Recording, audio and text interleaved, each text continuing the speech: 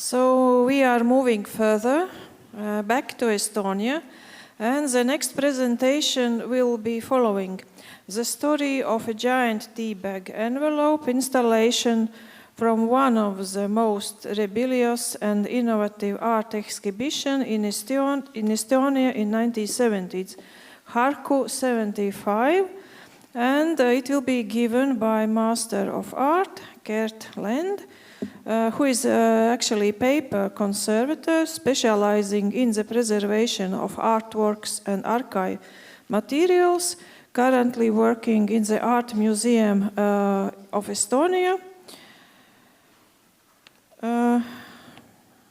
Yes, so please. Thank you for introduction.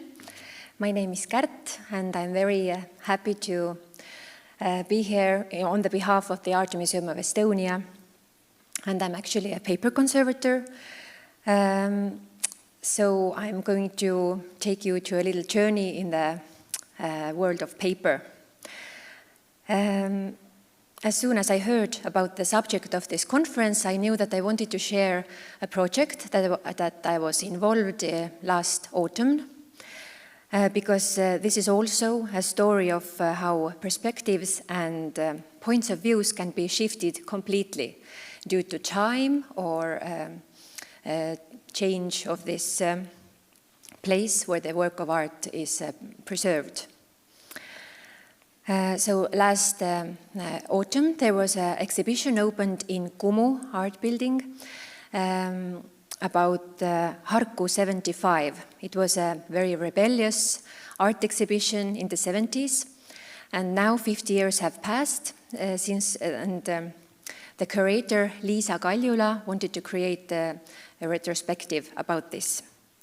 But at first, let's take a trip in time.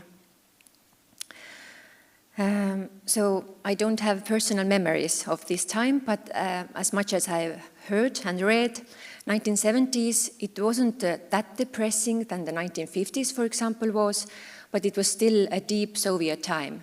And there were still strict rules, and like how can you make art and what can you exhibit.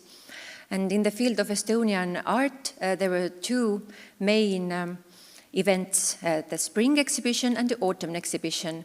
And these were very classical exhibitions, like blank white walls and paintings on the walls.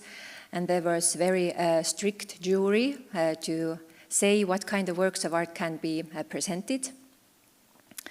And then there was this group of young artists, which you can see in the picture, who decided that they wanted to do something else. And they got official permission to make a conference where science and art can meet. And it was one-day conference where several people gave lectures, but aside of this conference, they made a secret exhibition too. And this exhibition was a sensation.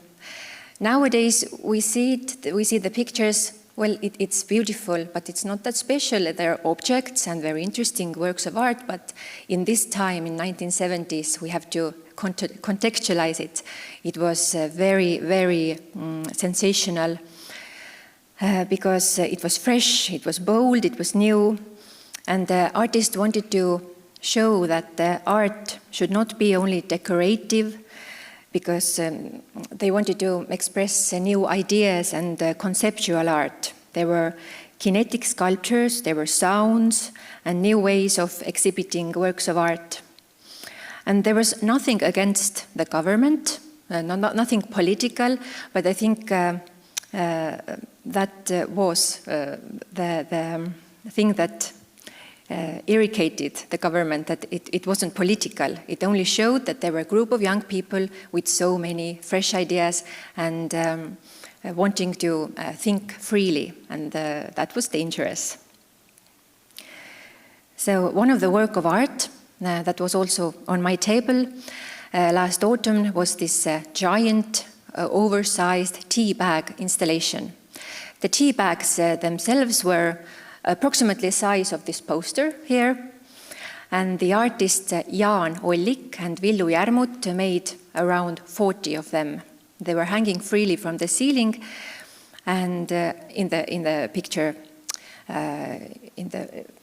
this one, you can see the installation from the autumn 2025. They were friends, the artists, and they still are. One of them is designer, one of them is architect. And you can see also the inspiration object. It's a bag of tea, which they consumed in that time. And they wanted to create especially for this exhibition, something about pop art. Pop art wasn't that new in the 1975. It was also made in 1960s, but they wanted to make their own version of this. And you see how playful they are. Actually, in some of the tea bag envelopes, there were also these tea bags made of silk paper. And to imitate tea, they put inside tree bark crumbs. And when I met the artist in the autumn, he said that they also inside put some blue powder. So if somebody would imitate making tea, the water would get blue. But he didn't know that if somebody had tried it or not. It just shows how playful they were. They were just playing around ideas and thinking really freely, what I think was really liberating for the artists. And now back to nowadays. So on my working table, I had this one piece of this installation. In our storage, there is only one of the tea bag envelopes stored. And you can see some treatments, what I did. I made some cleaning. And I did it very carefully because these were serigraphs. And as you know, serigraph is very sensitive to water because when the paper gets wet, the dimensions are getting bigger and the serigraph could crack and totally destroy the work of art. Also, I had to detach the layers from each other because this envelope consisted 3 pieces of serigraphs, and I used the Pettenkoffer method for detaching them because the artists have used strange brownish glue that didn't dissolve with anything else. So I took a little Petri dish, put the paper piece inside and wetted it with acetone and placed it on top of the paper.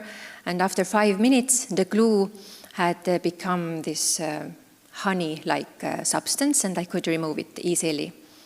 This method was in 19th century. It was used for painting conservation to regenerate varnish. But nowadays it's not used anymore in painting conservation because you can't control the vapor, how deep it goes. But in paper conservation, it's very useful. And I also did some stretching of the tea bag. Here are pieces of this tree bark crumbs. And in the end, I folded it gently in the sheet of silk paper, and it was conserved beautifully in an archival box. And now we were in the situation like when we have this very fragile paper object and the curator wanted to do an exhibition. We can't exhibit it as it was hanging from the ceiling 50 years ago. And it was really a place where we had to find solution, like do we put it in the frame or in a showcase box or we exhibit copies? What could we do? And this is how I connect with the subject of this conference, like how much these perspectives can shift over time. We have the piece of art that was hanging from the ceiling 50 years ago, and now in the museum we can't do it anymore because it's too dangerous for the object. So we visited the artist Jaan Ollik with Liisa Kaljula, who was the curator, and he heard our troubles, and we asked if we can make copies. And he said, please don't exhibit copies, don't exhibit photographs. And he opened his cupboard and took 9 beautifully preserved pieces of this art, and he said that please put these on the show. This is you have my permission. And so we have the same work of art, the same paper, the same technique. One of them we are preserving in a dark, very good condition, and the other 9 are now visible in Kumu until the end of the May. For me as a conservator, it was quite difficult to copy with this, because I wanted to protect these serigraphs as well, but we did very thorough preparations and used only very soft threads and made some polsterization inside. And here you can see the designer and the creator of the art space, Villu Blink, looking very worried because there were still no hanging method, but it came in the process. So this is the exhibition what you This is the exhibition what you can see now, and I would say that there are very big similarities between the exhibition of 1975 and the one in 1925. Because as the works of art are the same and the space has been created very similarly. But the biggest difference, I think, is freedom. Freedom to exhibit, to talk about ideas, to learn and to communicate, and not to have fear.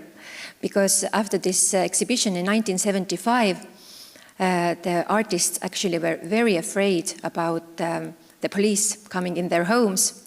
And one of the main curators, Leonhard Lapin, even destroyed some of his works of art because he was afraid that somebody would come and it would put him in a bad light.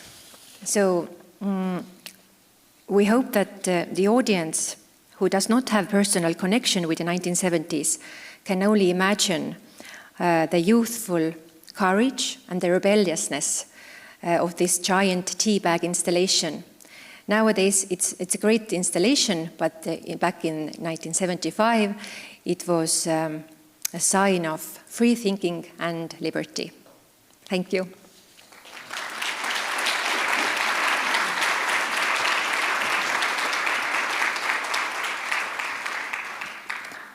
Thank you, Kärt. Maybe there are at least several paper restorers between us, so please, questions.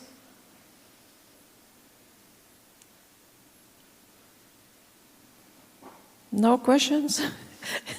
Everything is clear. No, I have still one.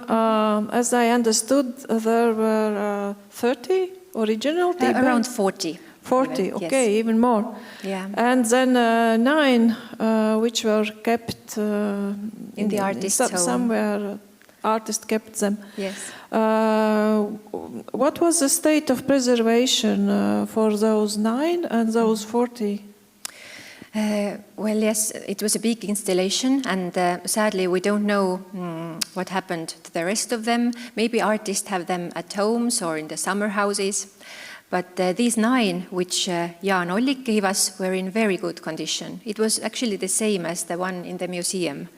It was a little bit some tears, and they needed like straightening a bit. But generally, they have used very good quality paper, and these serigraphs were very quality made because they really wanted it to look good, and they used quality materials. And I think thanks to this, it was preserved very well. Okay, thank you. Maybe still some questions? We have time? We have plenty of time. No? Okay, thank you, Kärt. Thank you. Have a great conference.